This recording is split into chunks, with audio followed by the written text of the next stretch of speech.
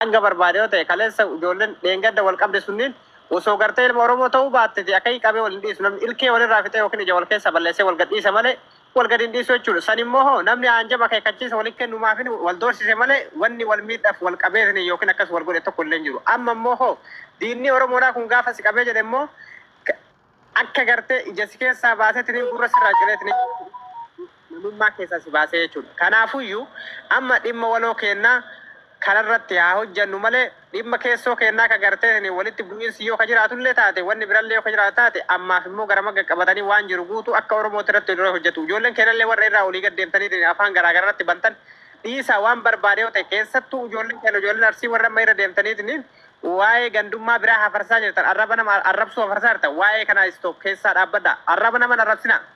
Namni hojjetaa jira dhiirri lafarratti hojjetaa jira dhiiga ofii facaaseetiin gartee aarsaa barbaachisu kafaleetiin ijoollee wanni isaa ta'u ijoollee isaa ta'u wallagga isaa ta'u namni gubaa ilmaan Oromoodhaa baasuuf deemaa jiru kun biyya namaa kana keessatti jara keenya dalagaa ofii dhiifteetiin deemee Amaara qaba jechuun jiraachuun baay'ee ulfaata. Naannoo keessanitti dalagaa irraa baateetiin yoo qabde malee nama asitti nama mataa kiyyaatti nama waa godhee bakka kana taa'uun baay'ee natti ulfaata nama naannoo kana dalagu jechuudha. Amma ijoolleen deengada qabdee asirratti kaleessa qabdeetu baay'eedhaan suni ijoollee naannoo san dalaydu qabde ijoolleen sunniin jechuudha. Arabni sun yoo achirra baasanii tumanii jedhan viidiyoo sana osoo argaa jedheeti. Lookishiira wannoo kana yoo hidhanii jedhan namni deemee tokko maasii qabuu danda'anii jechuudha jaayizaan biyya kana keessatti hedduu ulfaata seera biyya kanallee osuma waliin beenu asirratti wasusuun gaarii miti osoo gaara gara dakka kamisii gadii kana faa jiraatanii xiqqoo isii huduu darra jiraatte hanga tokko gaara keessatti baatee Amaara waa godhuu dandeetti agartanii jirtan ijoolleen sun gaarri hin jiru mana keessatti qabdeetiin bira taa'aa jirti jechuudha osoo gaaratti ofirraa kabaaftu taate homaa ofirraa shakkitu. Kanaafuyyuu walitti quba qabuu dhiisatiitiin mee bakka jirtaniin gadi bayaati waan kana walloon qabee Arsiin qabee Jimmaan qabee Oromoo qabee mi gartee Amaara qaban diina qaban malee wanna biraa hin qabne hundi isaa ka qabe guutuu kenna waan ta'eef itti muddaa jedhaani nuti kan barbaannu gartee diina keenya kana jilbiifachiisudha malee kana jalatti jilbiifatu miti si galee.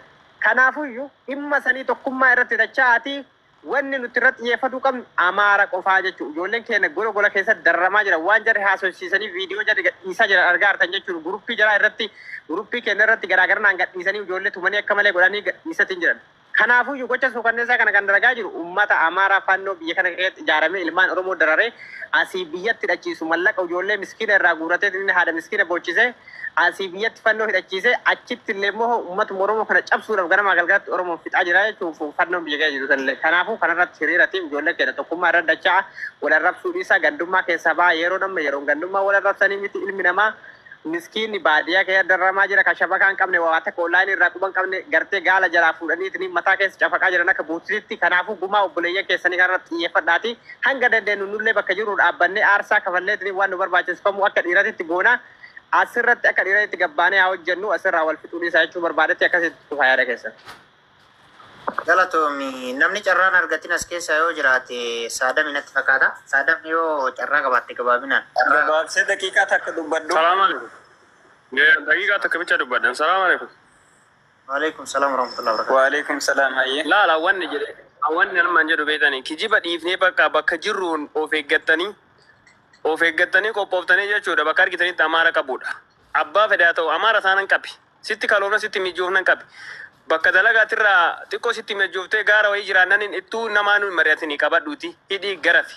Isaan siinila waan ta'eef kana yaadni hin qabu ammoo yaadni tokko maal itti fakkaate Oromoo jettanii ammoo waliin qoqqoodina jarri tokko jettee nu qabu jirti malee walluu fi asitti addaan nu beektu amma jarri. Oromoodha bakka wanni jarri jettee nu qabu deemtu. Kanaafuu nuti tokko taane abbaa fedhe haa ta'u Amaara bicha haa ta'u arginaan namaan hin mari'atanii qabi. Yaadni kiyya kanuma. Okay, walfaadho galatoomi. Itti fufi abdii bilisummaa mee yaadni keemaa? Jarjarti. Obsaa ho'i hin dubbatta. Hayyee galatoomadha yaada nama keessa bahu hunda akkasitti caqasuun bareedadha. Saniifuunni an jechuu barbaade hafarsoo gareen hidhamuun maallaqni walitti sassaabamuun wanti akkasii yoo jiraate haa dhaabbatu obboleessoo yoo nama tokko nurraa wareegamu irraa wareeguu danda'u qaba Oromoon. No san keessaa bahi hin jiru. Nuyi akka Oromootitti waan akkasitti maasirratti ijannoo akka Oromootti Oromoo akka naannoo Arsiitti naannoo Arsii jennee yaamamna akka sikkoomandoo jennee yaamamna namni sikkoomandoo mucaa san qofaa miti namni du'aa oola goota dhabda jegna dhabda luuyna dhabda jechuudha biyyumattuu asitti miti mucaan sun yoo du'e yoo jiraates Oromoo Arsii kan addatti hin bilisoomsu yoo du'es Oromoo Arsii wanni inni irraa hir'isu hin jiru jechuudha sii galee haaduu namni mallaqa guura jedhu ammoo kuma soddoma Oromoo irraa gadi bahee guura jedhee afaan banu haadha isaatti hima sadaqaa barbaadu jechuudha. Si galee kanaan jennaan mucaayoo mallaqa irraa hawwalan dhaga'i mucaayoo mallaqa irraa hawwalan amaara laman kana wallahi kuma soddoma gaafatanii isaan kuma soddoma gaafatanii 80 irraa buufna dachaa. Si galee ijoollee namaniin xumuradha. soddoma isaan gaafatan kana nu ammoo 80 gaafanna jechuudha. Tokko 80 kuma 160 lafa kaayaa jechuudha. Kana wanni jiru Oromoon ammoo asirraa gadi baasee har'a ilaala waa takka isinii hima har'a mucaa kanarraa kuma 30 buuftaa argita takka mucaa kanarraa kuma 30 guurteen maamme miyuuti qabadha mucaa kanarraa kuma 30 buusee Oromoo fayyisaa ka jettu Oromoo miidhaa jirta Oromoo Wallootii siifiyyan Oromoo Harargeetii fisiyyan Oromoo Arsiitii fisiyyan Oromoo Jimmaatii fisiyyan Amaarri kuma 30 sirraa buufatee biyya kana keessa si barannaan ganama galgala qabee fida jechuudha. Miskiinni badee tatta'a. Miskiinni gaala jala deema. Miskiinni re'ee jala deema. Achumaa butanii fidan. Warra akka kennaa xiqqoo istiraahaa fi bakka gara bakka arabni jiru jiraatu kana qabuu hin danda'an sii galee arabatti bilbilattaa yoo mara cinqamte arabatti dhaawattaa telefoona arabni yoosuu si biraan bahe. Isa miskiina baadiyyaa keessa deemee baadiyyaa keessa re'eelee ofu amaarri barbaade har'aati kuma 30 yoo qabalte ganama qabee kuma 30 biraa si gaafata. Iftaanis qabee kuma 30 biraa si gaafata. Kun jireenyaaf jechuudha. Biyya sun dalagaa keessa jechuun nama namni lubbuu fiirratti bosmaa hin qabne sii galee. Lubbuu keeraa mootummaan si beeku lubbuu keeraa. Kanaaf miskiina mucaan sun tokkichi sun bakka kuma 30 san yoo dhugan Oromoo qabaatti gaafa mucaan sun achii bahee guuri gargaarii ijeessaa kana yaabbisan. Ijeessaa kana yaabbisan waan lubbuu achii babaase gargaarii malee har'aa mootu amaara biratti mallaqa kennee borullee gaafa mucaa isa taane achii baafte gargaarii mucaa isa fudhatu. Gara biliyoona 50 baafta jechuudha. Gara biliyoona 3 Itoophiyaa baafta jechuudha. Hartola riyaala kuma 30 barbaadashu waan si komandaas keessa takkitti hin dalagattee bakka biyya. Maali hibdan? Riyaala kuma 30 ayyaa bakka keessatti uffata kana muraadeen gabbaa akkasii galatooma masarri muraati. Isatti muraati carraa kiyyaa namni biyyattii mucaa kanarraa maallaqa buufnee baafna jettan ilmaan Oromoo hundatti diina bittaniidha. Akkasi. Kana beeka amaa jarri isarra maallaqa garaan guru kan biraa qaba iftaan kan biraa qaba guyyuu maallaqa miskiina mana mataanii keessa jirturra buura kadhachaa oolu fiyaadan. Inni isin godhuu qabdan isaan isin qabaninni isinis qabdanii nama keessan harkaa baafachuu Oromoon beektee waan yeroo hunda boonyee jiraannu hin qabne. Akkasitti namni qabu haa qabamu wallahi obboleessi kiyya yoo qaballe maallaqa naaf hin buusina. Maallaqa buuftanii obboleessa kiyya hin baasina. Obboleen ajjeesan yoo isaan obboleessa kiyya ajjeesan isinis amaara tokko ajjeesa ogumaa naa baasa naa kana kanas. Ibarat batu mana ke sini apa tadi boleh sekali ini nak apa? Aku mereka punya bukti yang baru kisah tinjam dua mereka kisah dari asli. Saat itu subuh dua lor bersih yang kira rumah kan aman lagi warna bukan macam kau jiru. Aku macam kurang guna jabatan. Kalau teman-teman, oh saya ni apa? Yang ini ada kerjaan jalan kita orang kakak. Warna yang ada kata dia juga mereka orang kemana ini awal pun.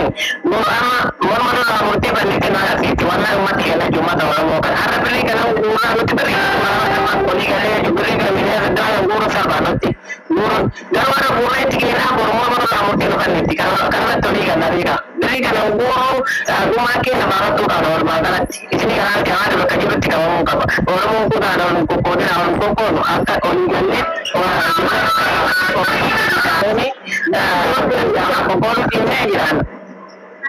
Kamu itu kasih original mirane wan juga tu jadi kita berlaku wala itu kasih teh hari saat mana pada de jima wala ka mana ke bukan ada jadi kan agak mudah ibarat habis itu nama kita ukuran aja tahu nah orang pun kan agak wala dan gua mari kita nama buku nama bukti itu biasa waktu kurang ini itu bukan sini dia ada kamu jika misalnya ada kiat itu ini berawan itu jadi nanti baru berita kamu kita berita kamu mau firman kayak ni ya kalau dalam berfaktu siapa yang menarik lembah di tempat banyak tu komentar sebarang itu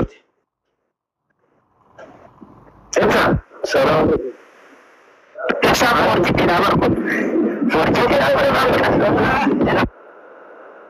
saya tanya kau bagaimana Waalaikumsalam. Oke, ayo kita boleh saya saja. Mau foto tak? Ya. Maka kalau saya